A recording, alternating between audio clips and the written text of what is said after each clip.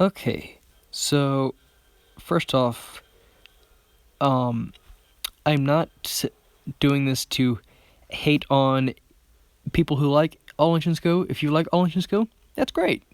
All right? I don't judge you with that.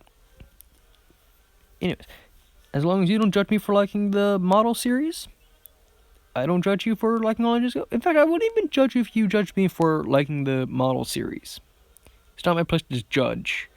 And another thing, um, Rick, no offense to your designs. And third, the Imperial March is playing on my TV as of recording this. So, yeah. So, this Thomas, the the only thing now, I'm just going to go ahead and get this out of the way. What really bugs me about all of these engines is that they have no side routes. And you'll see why that really bugs me in just a minute. But as for this Thomas, it's I mean, his smokestack looks like it's a Mario pipe. But let's just be glad that it's not this Thomas, or else I think it would fail completely. Although I have to admit, this take along does look pretty decent. I'm not going to lie. Anyways, now moving on to Percy, little perp, and again with the smokestack. I honestly think that this Percy is really exaggerated from what was originally made in the Railway series and in the Model series. I mean, don't get me wrong, all of them are exaggerated, but I feel like I feel like Percy got nerfed. I don't know. Proportions are just wacky. Anyways, I have to say that if I were to watch All Engines Go, I'd watch it just for Percy. Because, well, I like Percy in All Engines Go because he seems more childlike, a bit more fitting. Anyways, moving on to James. I really have mixed feelings about this. It kind of resembles the model era, but at the same time it doesn't. But something that I like about this is the face. It looks kind of wrinkly, kind of old, as if he's actually aged, because we've never actually seen a aged engine. Well, we have, but not to the extent of like an old man kind of thing. I mean, it's decent for what it is. And onto Gordon.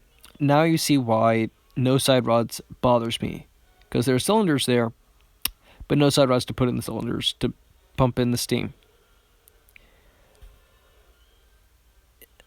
I really don't know, but I really don't know about this. Although I must give credit where it's due with the old wrinkly face, because Gordon is a old-ish engine. And as for the buffers, well, I have to say that's kind of accurate, actually. But anyways, moving on to right. This actually, I found this quite interesting. All Engines Go also marks the return of Neil Crone to the voice cast of Gordon, having previously also provided his voice in the 2000 movie Thomas and the Magic Railroad. I found that very interesting, and Neil, if you're watching this, welcome back to the Thomas franchise. This may not be what you were expecting or hoping, but this is Thomas now. Anyways, now we move on to Edward. I hate this. Okay, the only thing that it doesn't even redeem itself is really how old he looks. Okay, Edward's an old engine, but other than that, no, nothing about this is okay. Okay, Rick, I really don't know what you're going for right here. Why does he have 3 driving wheels and 3... Rick, out of all of the engines that you designed, this one pains me the most. Moving on to Henry.